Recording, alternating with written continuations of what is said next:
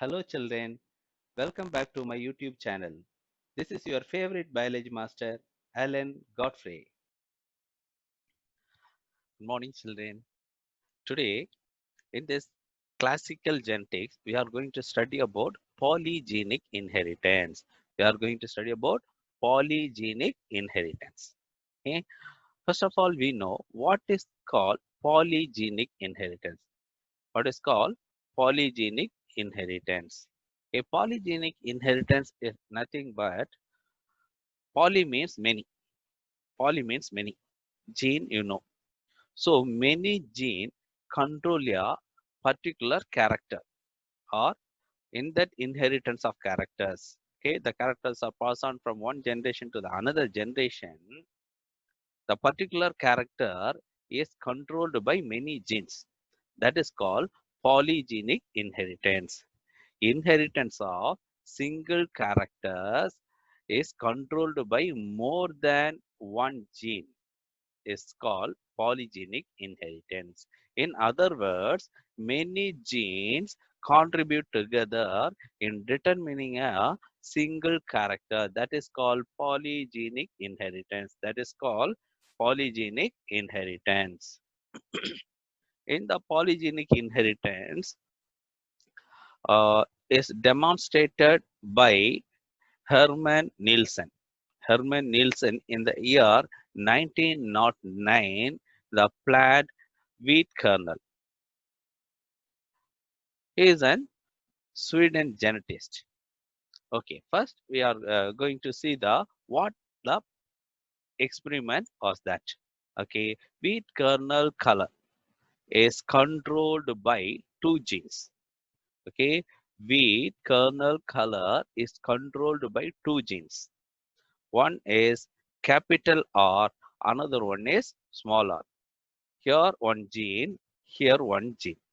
So capital R control the wheat kernel color. The same way another capital R, that is capital R1, capital R2, control the wheat kernel color. Here each gene have one allele. Each gene have one allele. Capital R1 have one allele of small r1. The same way, capital R2 having the allele of small r2. So capital R1, capital R, small r1, capital R2, small r2. So R1, capital R1 is allele to small r1 is allele to capital R1. So one gene only, one gene has another allele, another gene has another allele. Do you understand, my dear?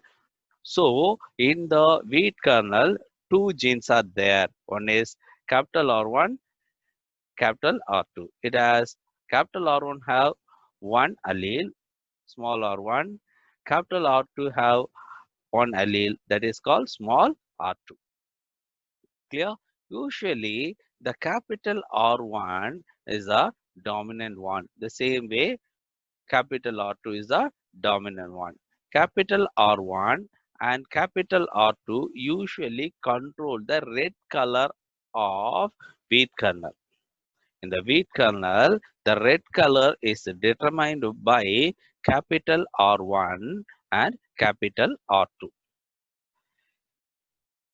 The white color of the wheat kernel is determined by small r1 and small r2. Okay, so the dominant character, dominant gene determine the red color of wheat kernel. The recessive gene, small r1, small r2, determine the white color in wheat kernel. Okay, so here dominant gene is capital R1, capital R2. Recessive gene is small r1, small r2.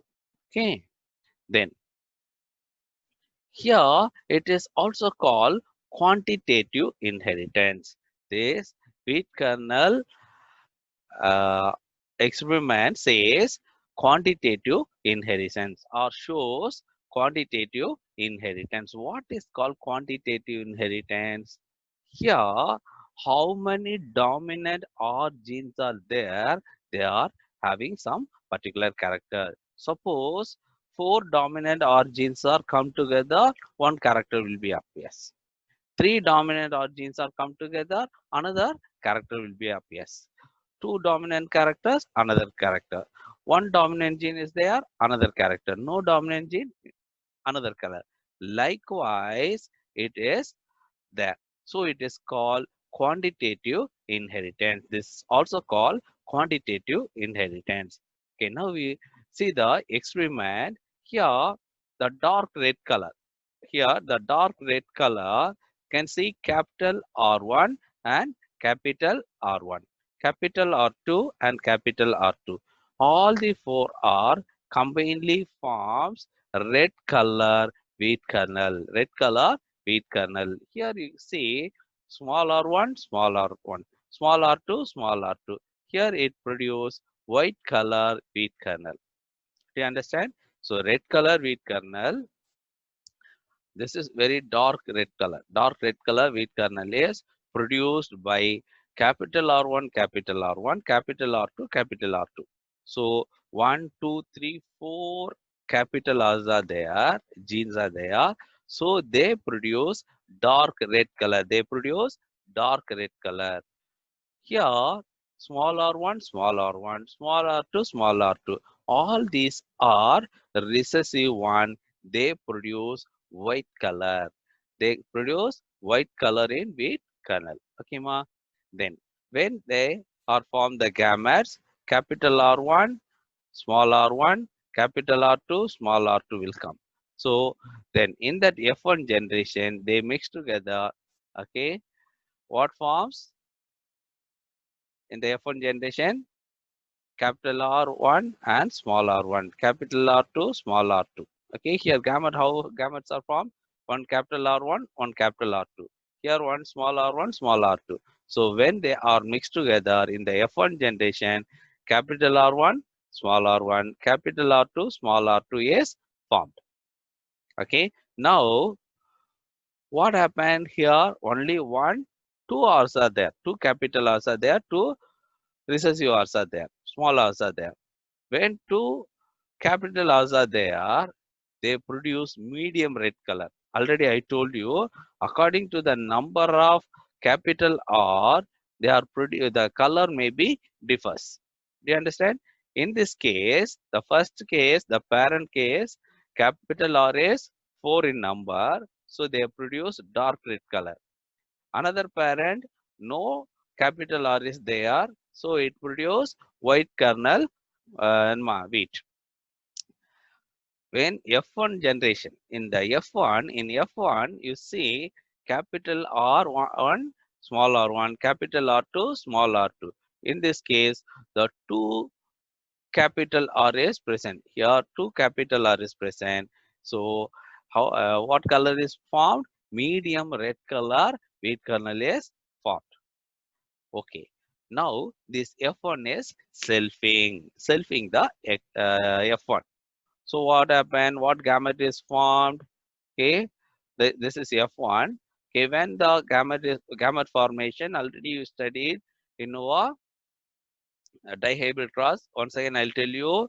Okay, gamete formation in this first plant, capital R is multiply with this capital R.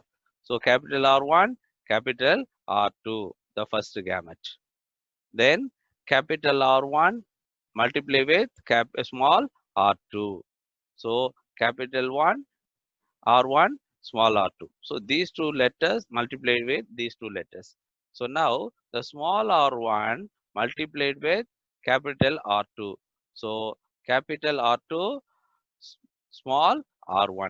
Then small r1 multiply with small r2, small r1 r2. The same gamete is formed in this side also. The same plant, selfing only.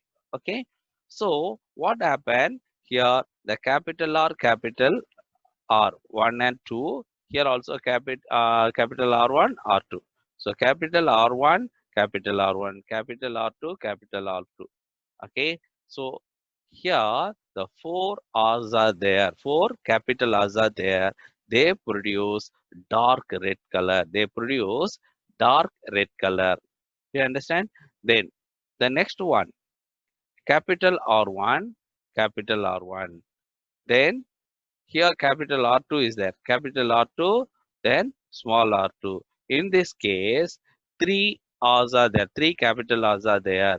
Okay, when three capital R's are there, this is called medium dark red. This is called medium dark red because here 1, 2, 3 dominant R is there. Here also you can see capital R2. Here small capital R1, small r1. So capital R1, small r1. Then capital R2, small r2. So here also three capital R's are there. They are produced medium red color. Clear? Here in the last column, you can see capital R1, small r1. Capital R2, small r2. Here only two capital R's are there. It looks like this one. So it is medium red color. So first one is dark red color. The second one is these two or three R's are there. So they are produced medium dark red. Then this one fourth column is medium red, dark red, medium dark red, and medium red color. Here also the same way they are produced. Capital R1, capital R1, capital R2, small r2. Three R's are there, so medium dark color. Here capital R1, capital R1, here small r2, small r2. In this case, only two R's are there. When two R's are there, that is medium red color. Here also medium red color.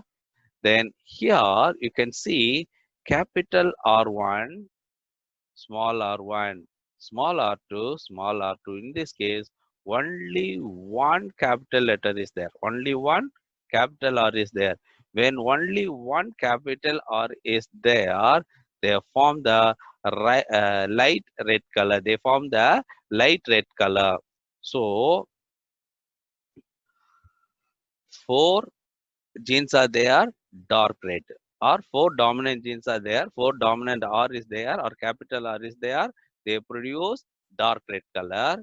Three dominant capital R's are there, that is medium dark red color. Only two capital R's are there, that is medium red color. Only one capital R is there, that is called light red color. Okay, ma, here four light red colors are formed. The last one, small r, small r1 r2, here also small r1 r2. So small r1 r1, small r2 r2 is formed. Here it is look like one first generation, first parent. Okay, so here no dominant R gene is there, no dominant R gene is there. When no dominant R gene is there, they are produce only white color kernel. They produce only white color kernel. The right side you can see the same thing in the genotype. R1 R1, capital R1, capital R1, capital R2, capital R2. It is dark red color mixed with small r1, small r1, small r2, small r2. This is white in color. Okay, ma. When they are mixed together in that F1 generation, capital R1, small r1, capital R2, small r2. Only two dominant R's are there, or capital R's are there. So it is form the medium red color. It forms the medium red color. Okay, pa. Then in that F2 generation, okay, so it is a genotype. What are the genotypes are formed? Capital R1, R1, capital R2, R2.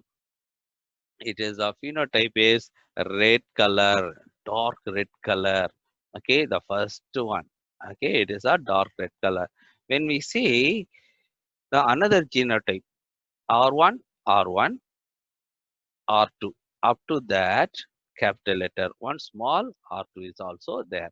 Capital R1, small r1, capital R2, capital R2. In these two combination, three capital letters are there. 1, 2, 3 capital letters. 1, 2, 3, three capital letters are there. So it forms medium red color. Medium red color. This one, two, this one, two. Totally four medium red colors are formed. One, two, three, four.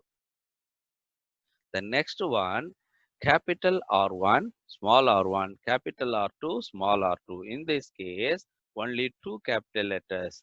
In another form, capital R1, capital R1, capital R1, small r2, small r2, small r1, small r1, capital R2, capital R2. But in this case, two dominant genes are present, or two dominant R, or capital R, two in number. So it is formed medium red color. What is formed? Medium red color.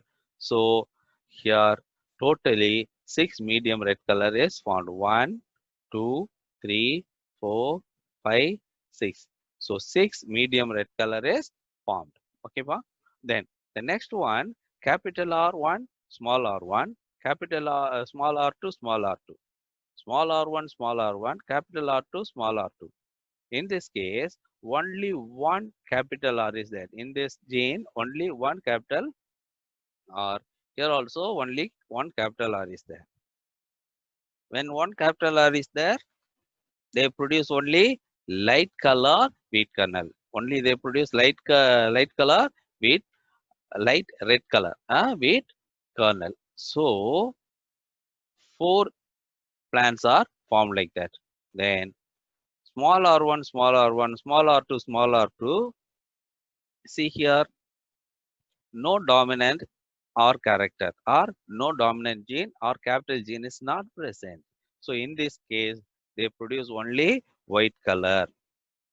So among the 16 plants in the F2 generation, what happened? 15 are red in color, maybe dark red, medium dark red, or medium red, or light red. So 15 numbers. Only one white color is formed. So the phenotypic ratio is 1 is to 4 is to 6 is to 4 is to 1. Okay. When we arrange that organism, okay, into according to the number of phenotypic character. Okay, here 4 dark red is formed. One dark red is formed, 4 medium red color, 6 red color, 4 light red color, and 1 white is formed. So when we are arranged like that, they form a bell-shaped curve. They form the bell-shaped curve. Okay, this explains the continuous variation. Already we studied it is a quantitative inheritance. One is quantitative inheritance. Here it also shows continuous variation. Okay, when we see the number of genes and the color of the kernel, already I told you the same thing we repeat here. When four dominant R genes are there, it produces dark red color. If three dominant R is there, they form the medium red color, medium dark red color, and two dominant R genes are there, it produce red color. Only one dominant R gene is there, it produce light red color, and no dominant gene or no capital R is there, they produce only white color. Okay, so according to the Neil, okay, what he says, okay, here independent assortment of gene was there. Independent assortment, when independent assortment is occurs, okay, so it is like a probability they can move their own in that F2 generation. Okay, the gamete formation is like that. Okay, they can move any way according to their wish. That is because of the like probability. Okay, so that is called independent assortment. That also showed in this polygenic inheritance in wheat kernel. So we told here it is controlled by two genes. Later, okay, some of the scientists find it out it is controlled by three genes. Okay, there's a involvement of polygenic inheritance in wheat kernel, the third gene is also involved. Okay, so here the three independent pairs of alleles are there. Okay, three genes A, B, capital A, B, C. For capital ABC, another one allele is there, small ABC is there. So the three genes are there. So they are independently their own thing. Okay, according to the probability like that. Okay, they will be act on the wheat kernel and they produce different colors. Okay, when we are doing the taking the three characters or three genes, okay, they are produced totally 64 um, plants. Okay, so that is 63 red, only one white is formed among the 64. 63 different red colors and only one white color is present. Okay, you can see the tabular column. Dark red, only one dark red, 6 moderate red color, and 15 red, and 20 intermediate red. Another one, 20 intermediate red is also found. 15 light red, 6 very light red, and one white color. Like that, a 63 different shades of the wheat kernel. Okay, different colors, shade of the red shades are formed, and only one white is formed in the wheat kernel.